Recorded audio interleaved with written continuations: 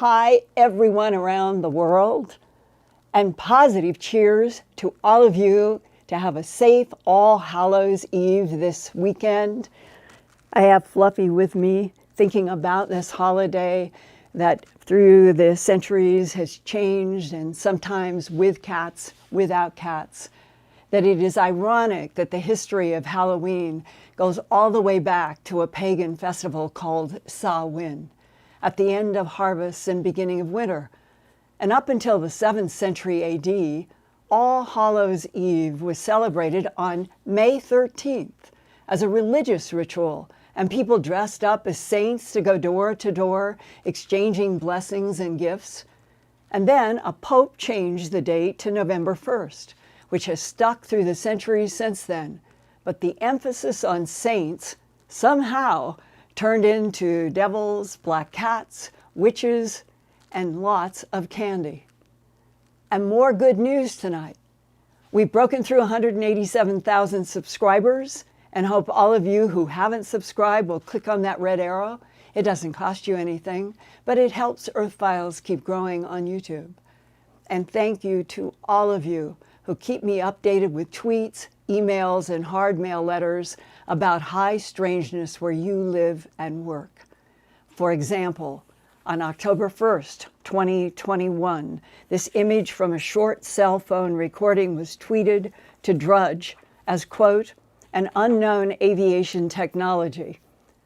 Then, American Military News headlined this video frame on October 1st, quote, video of mysterious aircraft spotted at secret test facility and Lockheed Martin won't say what it is. But Ruben Hoffs tweeted he thought the location of the exotic-looking black craft moving on a transport rig was the Lockheed Martin Helendale radar cross-section facility in Helendale, California, about 325 miles southwest of Nellis Air Force Base and Area 51 in Nevada. However, recently, I was told confidentially by a credible aerospace source, quote, to be photographed like this in daylight is astonishing. That is never supposed to happen. Someone didn't put the cover-up tarp over it. Further, that reference to the Helendale radar cross-section facility is a deflection. That black swoopy craft evolved from studying crashed UFOs in New Mexico. And I'll give you a hint. It can surf the cosmos, close quote. What that means precisely, I'm not certain. But what came to my mind was the Alcubierre warp drive pushing and pulling space, maybe like a surfboarder.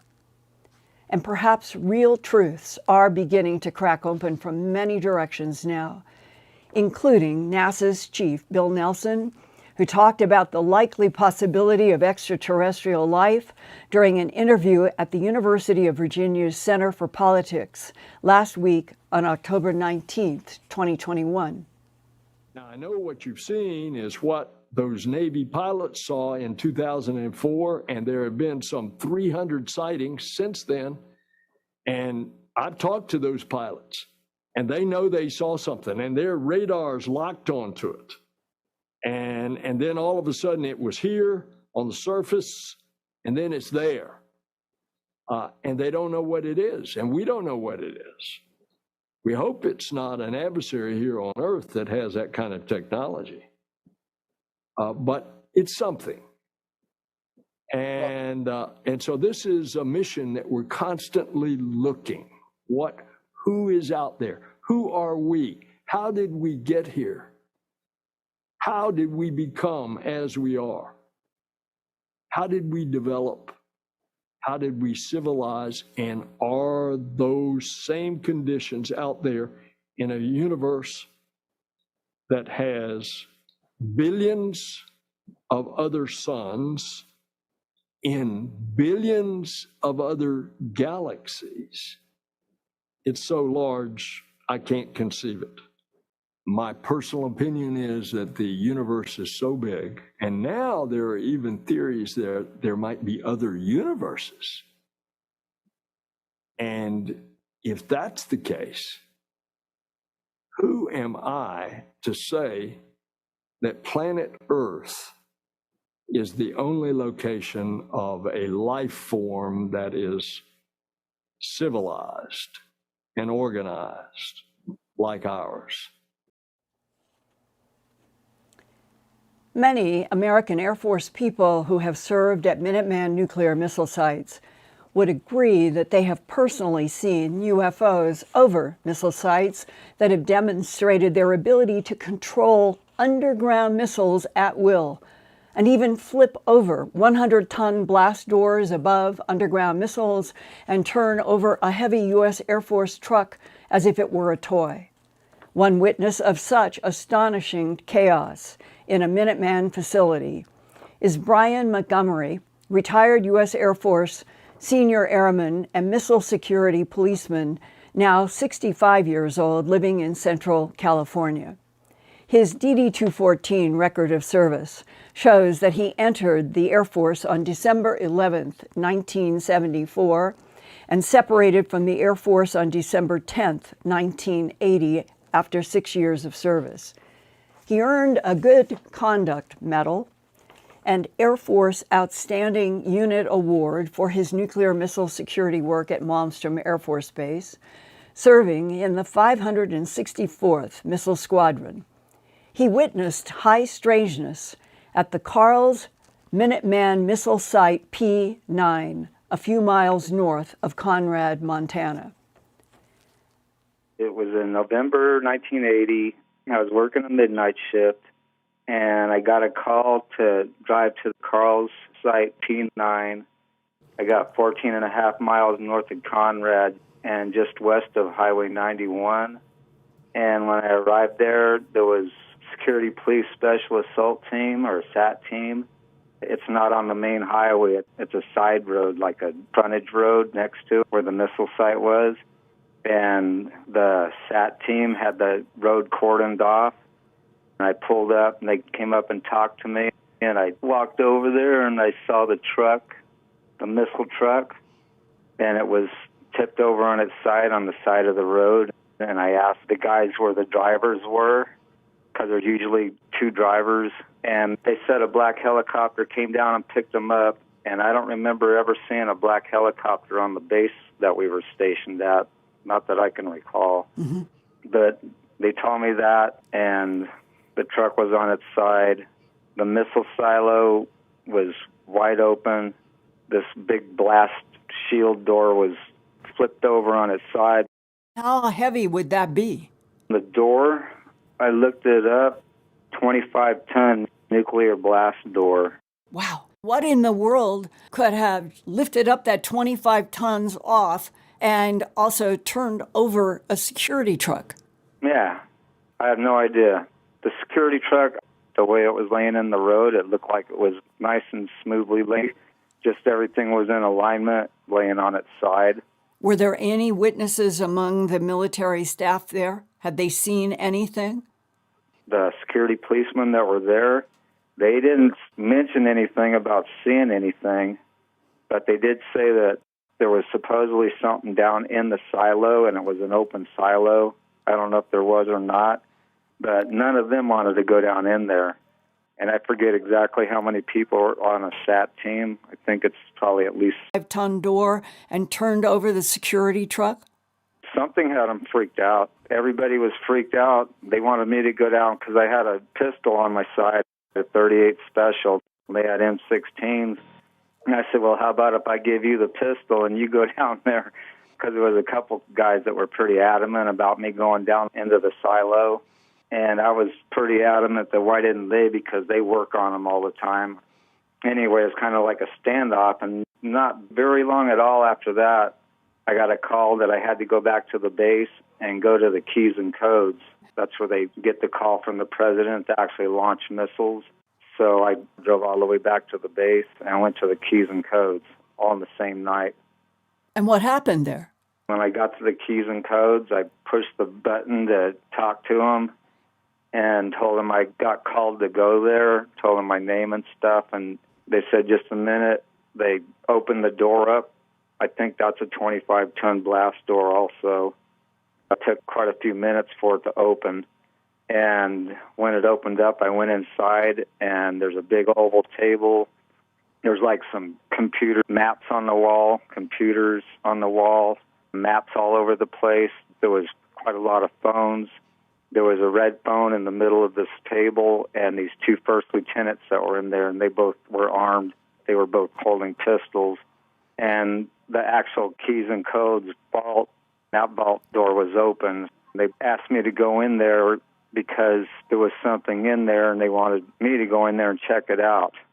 You mean like you came from the P9 site where the security people there were afraid to go down into the silo where the big 25-ton door had been moved off at the top and the truck had been knocked over or put on the road. Yeah. And you're back at Keys and Codes, and people with guns inside of Keys and Codes are also alarmed, also nervous, and they're asking you to go into a vault. Yeah. I thought it was extremely unusual. What happened? I went into the vault. There was lights on inside of it like there was in the main room, like a conference room looking thing. I went into this from the Keys and Codes conference room.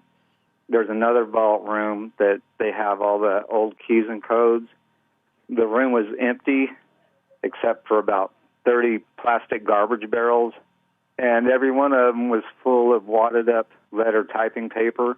And they wanted me to go in there and look around to see if it was empty or see if there was something in there. And the security people are saying to you, even though they've got guns, that they want you to go into this room with the barrels with the wadded up paper to look for something they think is in there. Yeah. Yep, exactly. And I went in there and I looked around the back behind the barrels and kind of looked around them. There was lights on, so I didn't have to use a flashlight or anything. And there and walked back out, told the two guys that I didn't see anything.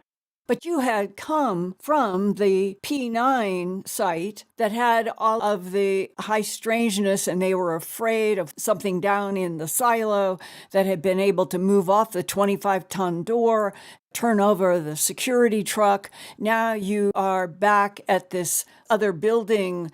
It is strange and mysterious what is happening there. And they are concerned about something being in that building.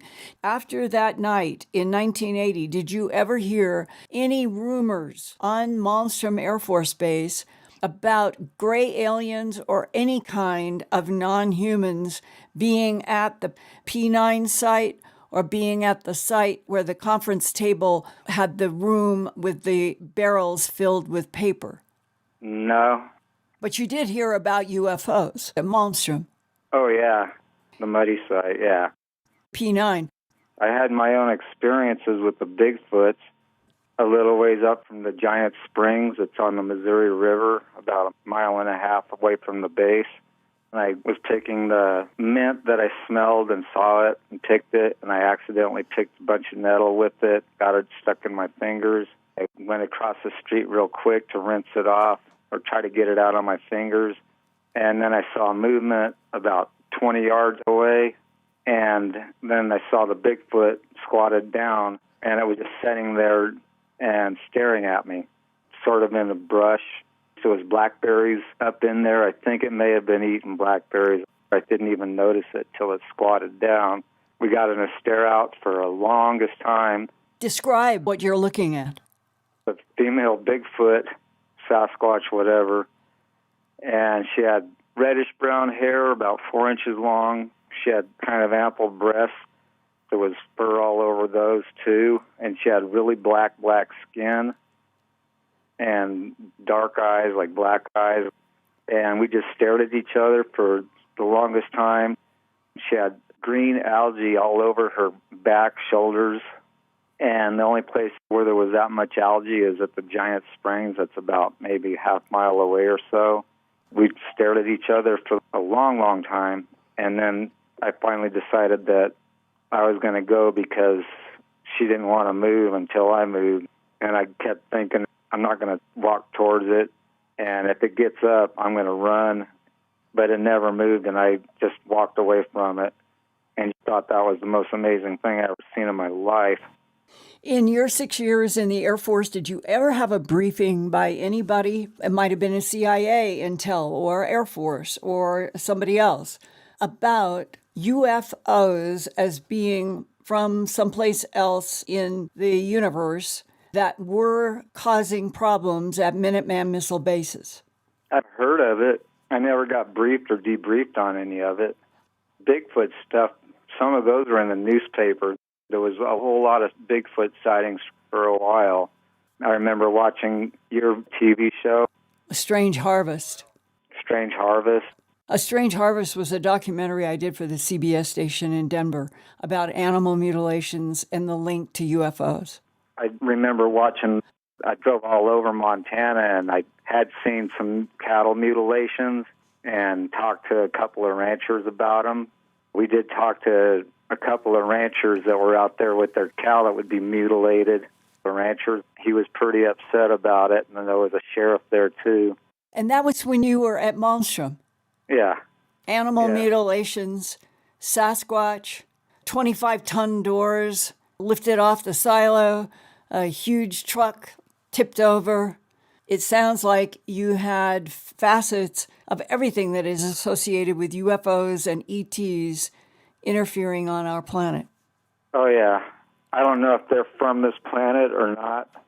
To me, I think that they're interdimensional, and that we just can't perceive them with what we have to see and perceive things around us. But you could see the Sasquatch sitting very clearly. Oh, yeah. We are dealing with a very different consciousness that is in the matter world, can be seen, interacts with matter, and that the UFOs do things that are impossible that human science cannot do.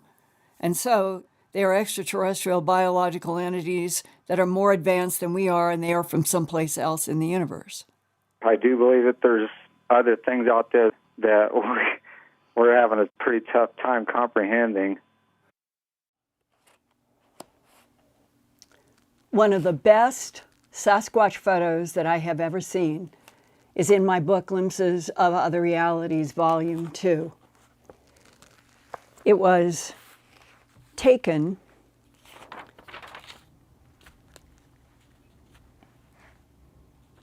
and I put it in my book because in all of my investigations into animal mutilations and human abductions, that Sasquatch comes up in relationship to those kinds of events taking place.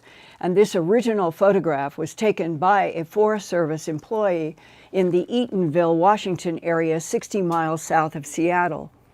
He is still anonymous at his request. As the crow flies from Great Falls and Malmstrom Air Force Base in Montana to Eatonville in the state of Washington is about 675 miles west. Both Washington and Montana have had many sightings of Sasquatch, also known as Bigfoot. Some people in the human abduction syndrome say they have seen large brownish red-haired Sasquatch inside UFO craft during abductions. Some abductees say that Sasquatch Bigfoot are a genetic creation to do work on Earth for the advanced intelligences that have been using Earth as a laboratory for millions of years.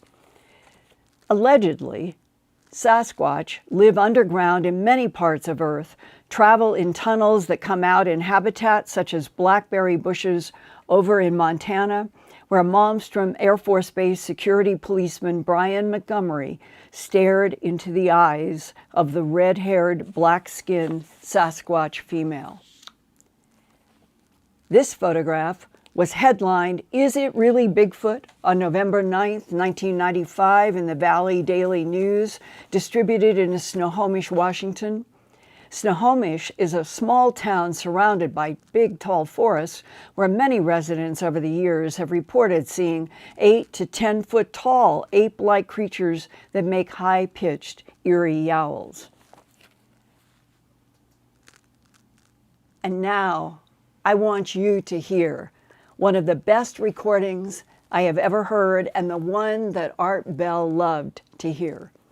It was sent to me by investigator Peter Gattila, who explained the Sasquatch sounds were recorded by a Snohomish, Washington resident, Linda Williford, between September of 1978 and May 1979. But the sounds continued intermittently into the 1990s. She lived 10 miles northeast of Snohomish, and the sounds occurred at night in dense forest around her house, where there had been several Sasquatch sightings. The original unedited recordings totaled 45 minutes, from which I am now going to play for you 1 minute of the eerie Sasquatch calls.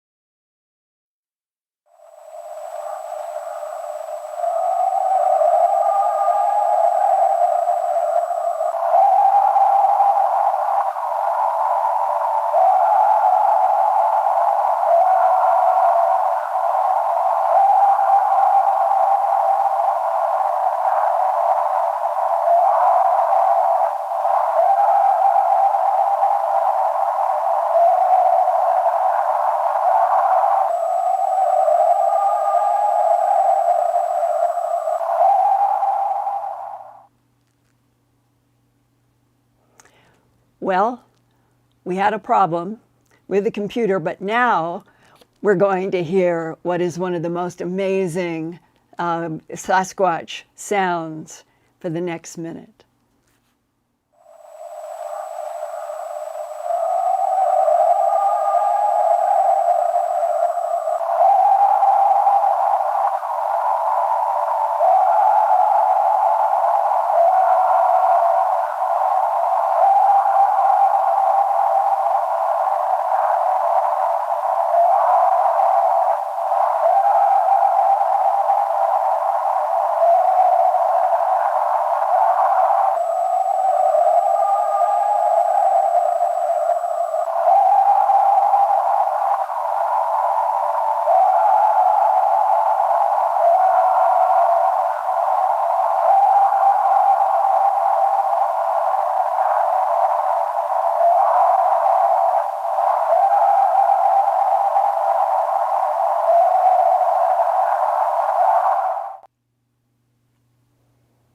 I played that same sound for people on the Laos-Vietnam border back in the first week of July 2001, who lived in the village of Villaburi, Laos, up muddy Route 9, traveling in this old Russian truck.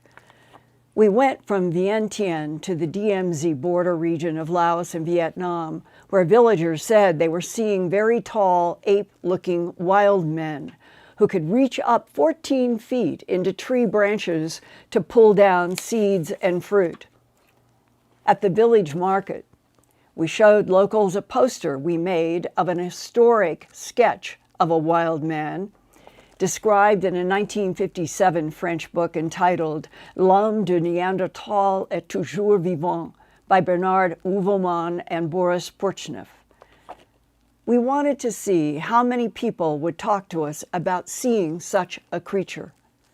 When our crew and I played that same high-pitched Snohomish, Washington Sasquatch tape for villagers, there were lots of nods that they recognized the sound as the tall wild men, and some pointed at the poster and said, Yeti.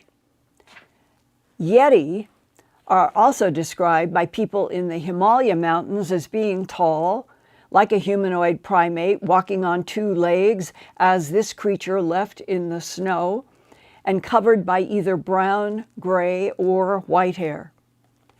The Hong Kong crew and I recorded people nodding at my Snohomish, Washington high-pitched yowl tape while they pointed up to the mountain above the village. That night, we all slept in our clothes on mattresses and cots in the only cement building with a second floor above the jungle, a leftover from the Vietnam War. At night, it was pitch black, no lights anywhere. At 2 a.m., on my battery-lighted watch, I suddenly woke up hearing the exact same high-pitched Sasquatch yowls coming from the direction of the mountain above us. For an instant, I wanted to call out to the dozen or so others lying asleep around me, and then I thought maybe I could quietly get to my tape recorder across the room and record. But then I knew that wouldn't work. Everyone waking up would drown out the eerie sound. So I did not move. Those extraordinary high-pitched voices of one of the world's greatest mysteries soared up and down for a couple more minutes, and then silence. And I was so grateful. So the mixture of the Sasquatch, UFOs, what military people have seen at Minuteman sites, it's all sort of woven into this increasingly complex tapestry. And what all of us need to know is, what are the real reasons why any of them are here, and what is behind all of the actions that our government tries to take to keep us from knowing nothing. So on that note, I'm so glad you're here tonight, and Chocolate has just joined, and I'm going to go to Ian to see what questions and comments we have. Linda, thank you. We've got some super chats here, first of all. Moonbird. Oh, Tom hi. Gray. Tom Gray 4, that is. Eric Ackerley, Chrissy Marr, The Seventh Son, Titania Hallam, and Peniel Land. Thank you very much for your generous donations this evening. Thank you. Thank you so much. And I'd just like to say a few people have said thank you and congratulations on reaching 187,000 subscribers. And I'd like to remind our viewers to hit the like button and also to subscribe to the YouTube channel with the bottom right of the screen. Yes, and I would love to know from people, in spite of the computer hang up on the first try, what your intuitive gut reactions are to that strange high-pitched sound that I used to play for Art Bell when we did Dreamland and Coast to Coast, and sometimes we would even go longer. I'd be really curious what you're feeling, what your gut feeling is to those of you out there hearing it. Well, I'll feed back what they say in the chat, what people's responses are, but several people have reported the effects on their animals. Moonbird says his cats have just bolted, and Judith Moran says that the kitten has been spooked. Other people, Solid State Services, say the cats have been freaked out. So, yeah, I would imagine that is interesting to see what kind of cat, dog, animal reactions there would be, and whether the human reaction is immediately fear or fascination or both. Yeah, it seems to, a lot of people are saying this sounds quite scary and quite haunting. Yeah, I would agree. So Linda, what? okay, we can go into some questions now. Yeah. First of all, Linda, we've got someone who's asking, well, actually, we've got someone who's actually reported seeing a Bigfoot in their neighborhood in Oakhurst in California. And another question from someone who's on the Bigfoot and Sasquatch topic. Do you think that the government is suppressing information on the Sasquatch? Oh, yes, along with everything else related to the UFO phenomena.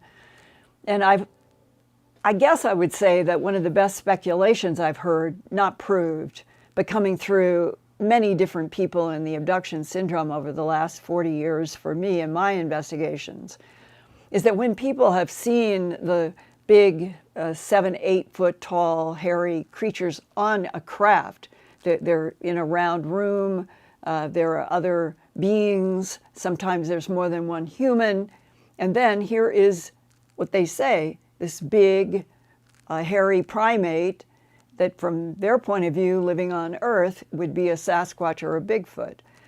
And some of the abductees have gotten the impression that just like humans are a genetic experiment, that the Sasquatch have been made by one of the overseeing, or more than one, of the non-humans who do laboratory experiments in this planet and have for millions of years, and that the Sasquatch, like Homo sapiens sapien, and Neanderthalensis, and the Denisovans, and going back to Homo erectus, that they would all be genetic experiments to serve various tasks.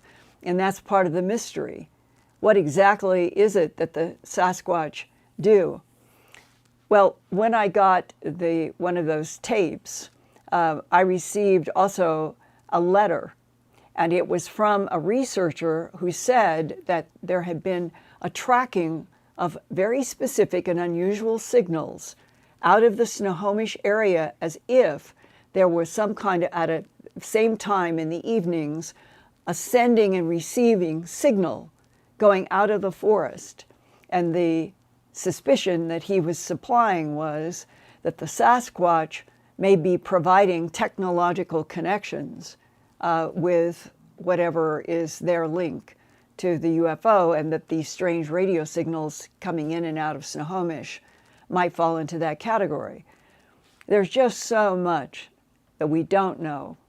And the issue of genetic manipulation on this planet, and who knows how many others through this vast universe, is one of the biggest of all the subjects, because apparently if there's experimentation going from solar system to solar system, galaxy to galaxy, we may find that the humanoid shape is the one that is the most universal, whether it is hairy like a Sasquatch humanoid, or it is like a human, or they're other bodies, but they have this general same humanoid shape.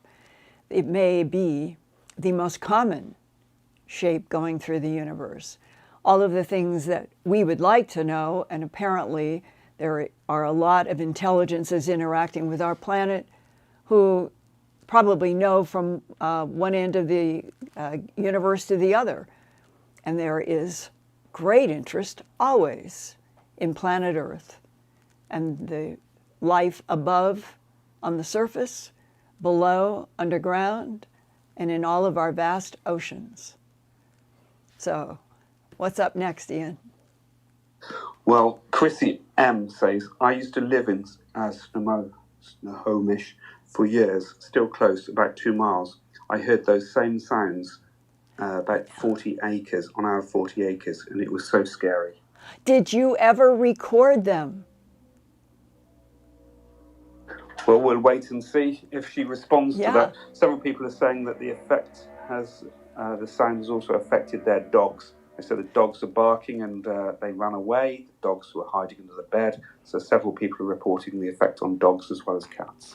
Well, let me share, so you'll have a word picture in all of your minds, as it was told to me back in the early 90s when I started working with art, first on Dreamland and then on Coast to Coast. And I started reaching out to try to find Bigfoot recordings. And Peter Gattila had this one from which we had this excellent minute that I extracted. And I was able to learn from, I think it was from Peter, that how this happened is that this woman living in that Snohomish house in the forest, over about a year's time, she had heard them, and this was a haunting but kind of almost beautiful, melancholy scene that she described as how she began her first recordings. She had heard that strange high-pitched sound. She had walked out in the back of her porch. She could see, as I recall, it was 3. And she knew how high her fence was. And based on the fence where they were standing at a corner, that they had to be about 8.5 feet tall. And they stood in this pack of 3, and she said there was silver on their dark coats, and she didn't know if that meant that they were older or it was a pattern, but she could see silver hair mixed with dark hair. And she had a tape recorder that she used for something that she had done work at the time. And she ran into her house. She got the tape recorder. I don't remember if she said it was plugged in and she kept the cord or whether it was on batteries, but nevertheless, it was just a few feet out to her little deck, and that she stood there putting the recording like this, aimed at where she could see them, and they didn't run, and she stood there like this, holding her recorder. And she did this a number of times over about a year, and that I ended up then going through and pulling out that one sort of sustained minute, and that there were others.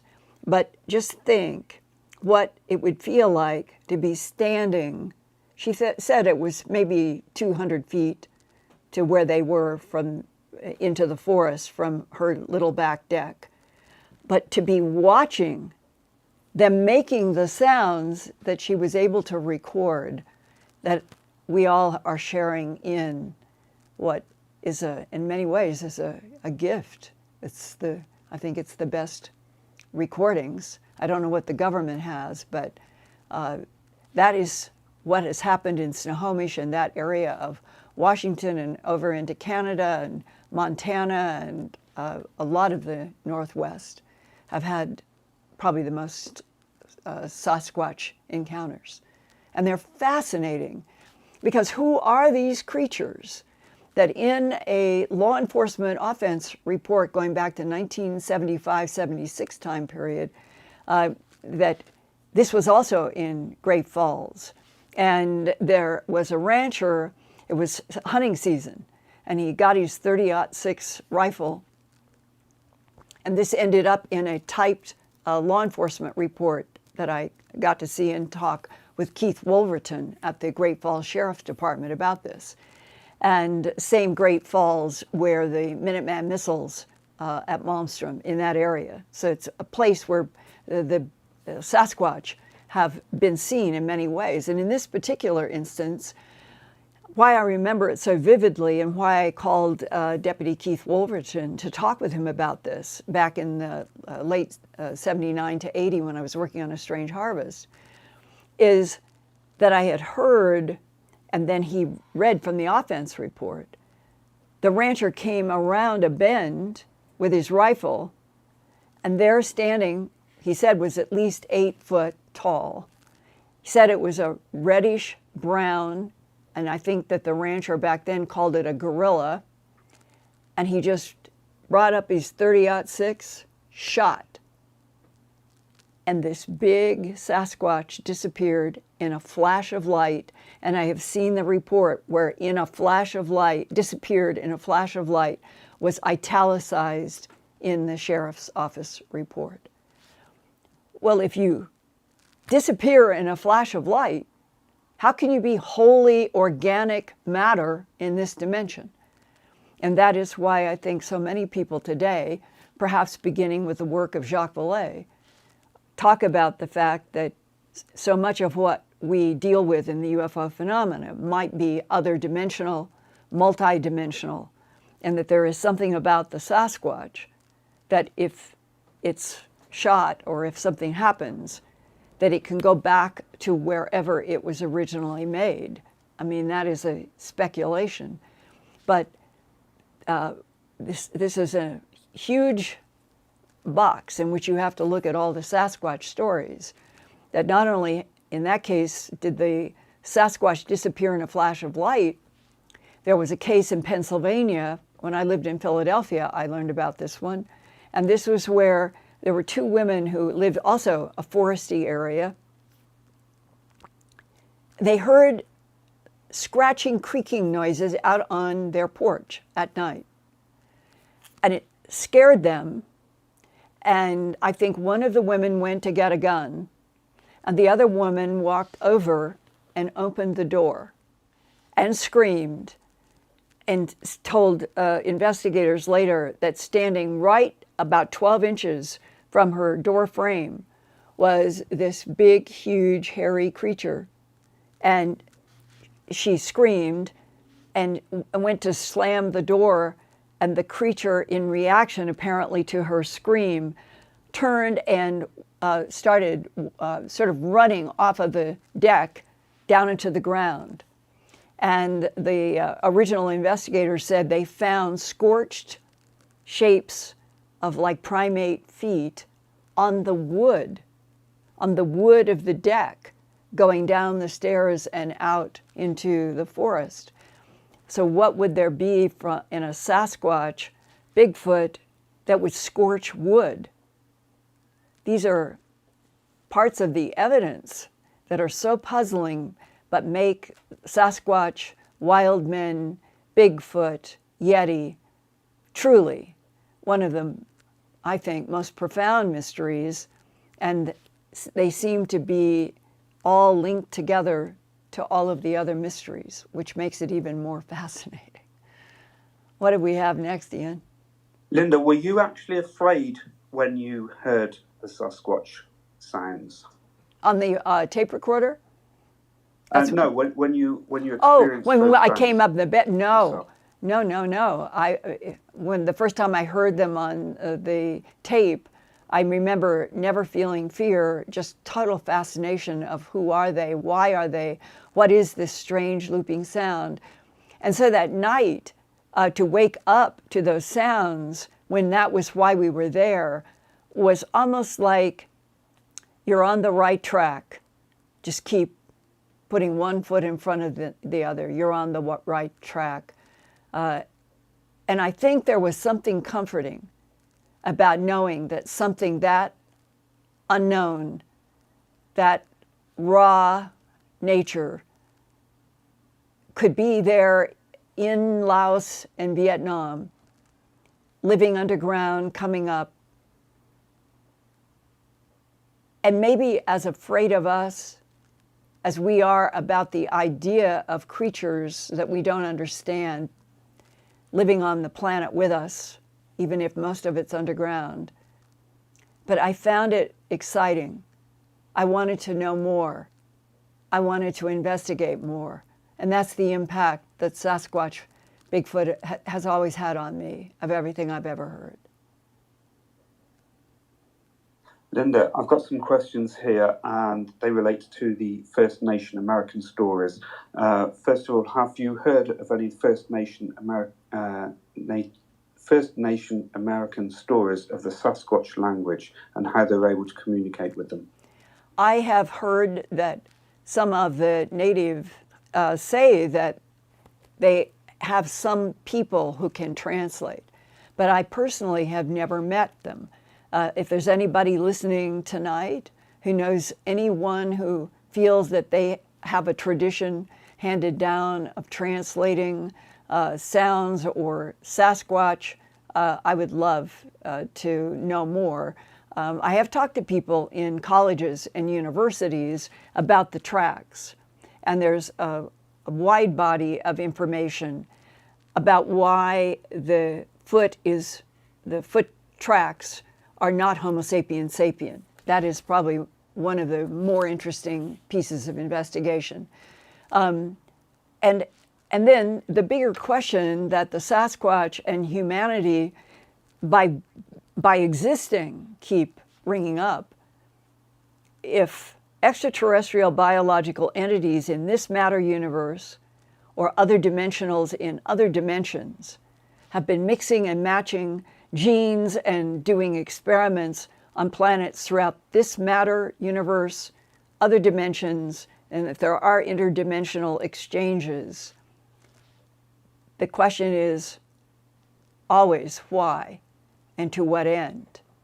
And were we created for a very specific task, archive, I remember once talking with an abductee who said, one of the things that they showed me is that the soul of that is in humans and the DNA that is in humans are like huge archives that continue on through infinity, a concept that we have talked about before in many ways. Well, the idea that our very DNA that evolves through matter cycles of life and death and birth, that it would continue to carry the archive of everything that has been in that DNA makes sense. And that the soul, that its whole reason for being is the absorption of all experiences as a quantum energy, whether you call it a vehicle, an essence, and that its job is to gather all of the information of that soul through infinity, as if the whole reason for everything is learning through living, learning through consciousness, and perhaps being gathered by the divine field always for keeping the rest of an evolving, never finished, ever infinitely cycling, we would call it cosmos with a capital C, to include multiple universes, multiple dimensions, multiple timelines, and matter worlds. And that, I think, is at least the largest box within which one of the many mysteries are the big, tall Sasquatch, Bigfoot, wild man, Yeti that we encounter now and then on Earth. And I would like myself, I would love to know exactly why were they made and why are they here? Why are we here? Go ahead. Linda, we've got Angela A says, thank you, Linda. All the dots connected. Yes, we, the First Nations people, you need to talk to us. We know, not easy, but truth needs to be told. Well, have her email me at earthfiles@earthfiles.com. Will do. Another one writes, it's Linda M. She says, my dog recognized the sound from when we lived on the Yurok Reservation. That's in California. She didn't like it then, and she doesn't like it now. Her hair was standing on end. It is interesting. And I suppose, given the close relationship between humans and dogs love us, we love them. They will do almost anything to protect us. So I would say that there must be something that the Sasquatch gives out that the dogs interpret as a threat. And maybe that is where we humans have to sometimes look at our own fellow creatures on the earth. What is their reaction that would give us pause?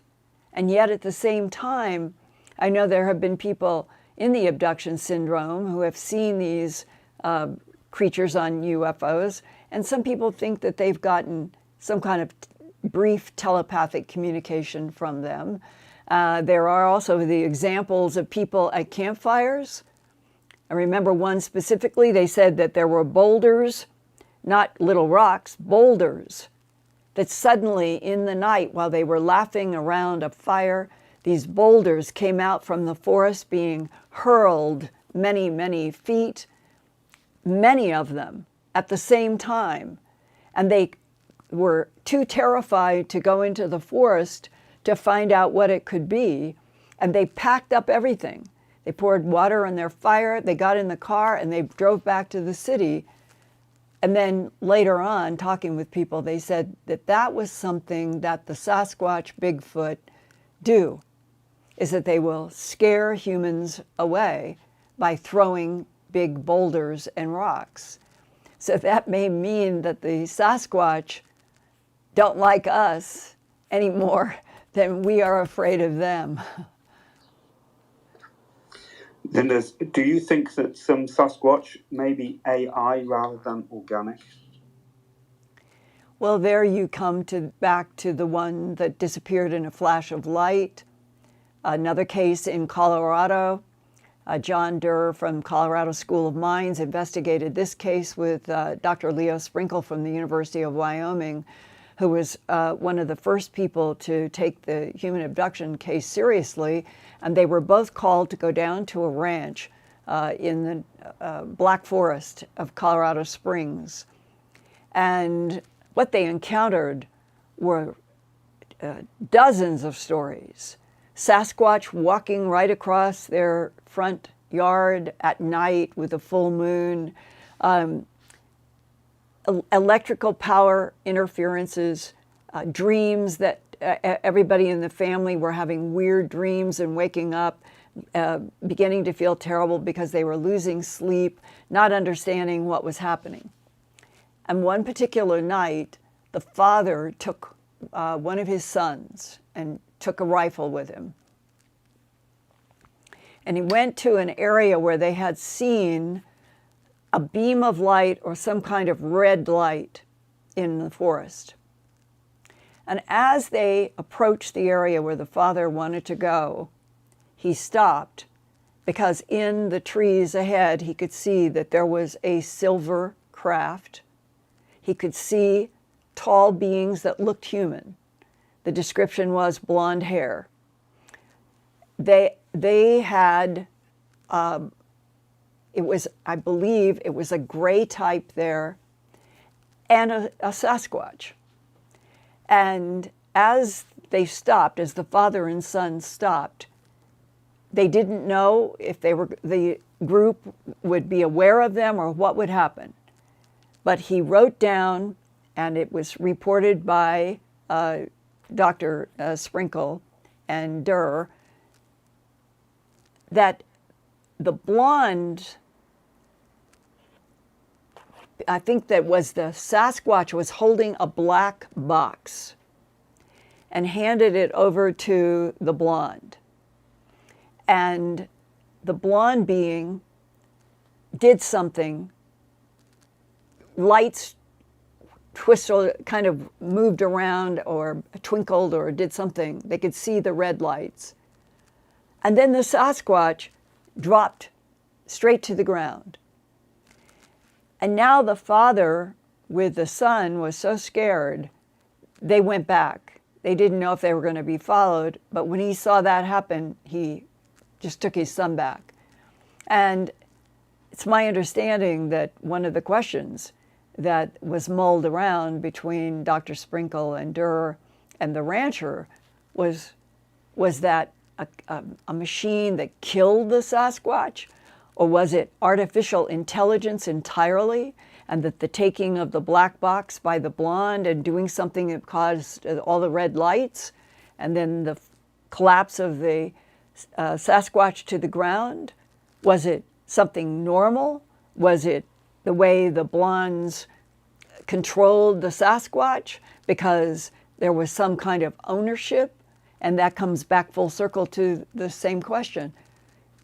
Was that demonstrating that the Sasquatch was entirely under the control of the blonde humanoid and fit into the category of AI that could be turned off by the black box and the red lights? No answers, but this is how complex it can all become, and who has what relationship to who. That's, wow. It's like none of the non-humans want us to know, and none of our human governments want us to know. So the general human population is always in the dark, trying to understand what's threat, what's neutral, and what's friendly. And that hasn't changed today. What else have we got? Well, we've got someone who served at Malmstrom in 73 to 74 with the United States Air Force. I've asked them if they've got any encounter stories, so we'll wait to hear from them. Yeah. Yes, I have gotten a lot of emails, but I thought that this story with having the Sasquatch in an area where the Minuteman missiles had those problems, that Brian Montgomery's story included a lot that a lot of people haven't read about or heard, but I have heard facets of it before. So I thought this was important to share. What other questions do we have? Got a question here from Courtney C. She says, question for Linda, what is the strangest thing that you have ever come across? Well, a bunch of things came into my head because there are strange things that would fall into the category of inspiration, where you will have something come into your mind that solves a problem that you have been mulling on, or for me, a lot of times writing. And it's as if, because you concentrate on something and you're trying to break through something, it's as if we are in some kind of a two-way cosmos universe. And that if we knew the truth, that our brains have a much deeper ability to resonate with the universe, and therefore to get answers in kind of a dialogue through infinity of consciousness evolving. And that the more you meditate, the more you ask for answers, and they come from the huge, huge unknown, the more it convinces me that we are more than when we hit ourselves and say we're flesh and blood with an average lifespan of a few decades. Whereas we seem to be dealing with other entities that, as one abductee said, that she got a download that the praying mantis lived long enough to oversee the creation, the monitoring, and the evolution of an entire solar system, which could be billions of years. And the idea of anything that would be in a category of cyborg, a mixture of AI and organic, or something that was organic and made in such a way that nothing would ever die or break down for billions of years, it is so foreign to human thinking. But it might also explain when Roger Penrose wrote The Cycles of Time, and when I did that interview with him back in 2018, when I first asked him what was the controversy about the singularity and what did he think, and he said, no, Linda, no singularity. We're in a vast cosmos in which it is just cycles through infinity. Cycles and cycles through infinity with no beginning and no end. And these are hard concepts for us. Go ahead, Ian. One more. People are still talking about the connection between Bigfoot and UAPs or UFOs or the ETs. And they're also mentioning the character of Chewbacca in Star Wars. That's right. And I've often wondered, the deeper I have been into research and thinking back of when you first saw Star Wars, that maybe Steven Spielberg had some kind of a briefing in which he was allowed to know certain truths that he's never exposed, but that in the movie, maybe some of the characters and the fact that there would be a Chewbacca, like a Bigfoot Sasquatch, as part of that crew, it may have been based on the CIA having lots of knowledge and having their own cutout offices in LA, which I know is a fact. They have done this from World War II on, after they were created in 1947. That they would have offices in Hollywood that would be made to do scripts and work in developing Hollywood features like The Day the Earth Stood Still, so that over time we have been sort of, I suppose, there's been a certain evolution through all of the Hollywood films, like Star Wars by George Lucas. And Spielberg is the 1978 encounters. I'm putting them together.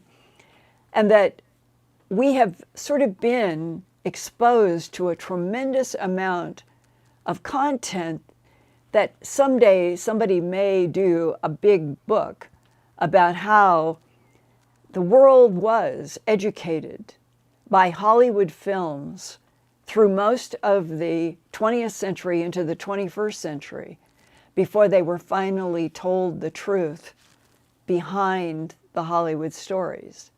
I feel there's something like that, we have been exposed to a lot through fiction, and that was fine because that would not be threatening. The government seemed to feel in great jeopardy about the human civilization knowing all of the truths, good, bad, and ugly. But not knowing, being deliberately kept in the dark, an entire world civilization, that doesn't change what the reality is in this universe. And it seems to me that we have reached a intersection in which all of the dots are lining up, that the very survival of humanity and Homo sapiens sapien may depend upon finally all of humanity being told all of the truth, and then dealing with the good and the bad and the ugly and scary, just like living on Earth. But now we need to expand our consciousness and what we know to be the truth to the whole cosmos that we are in, that now the estimates are at least 3 trillion galaxies with trillions of stars in each of those galaxies. There could be 1 million planets in that much that might be like Earth, all with life. And that, to me, is the most exciting thing to keep on trying to pursue and to bring as many facts as I can to you, good, bad, ugly, all of it, right here, Earthfiles YouTube channel, Wednesday nights. I love you guys. See you next week.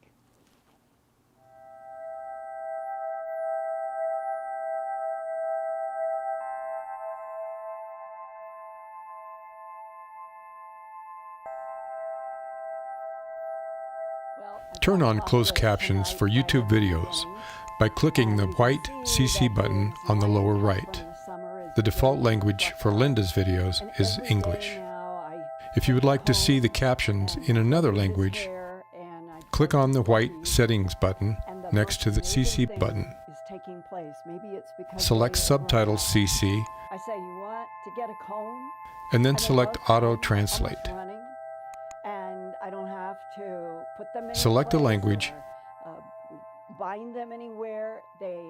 and the captions will now appear in that language. Sort of gone through, and they will hold their heads.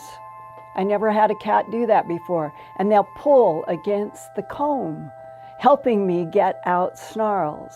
And I think it's the best they've ever been.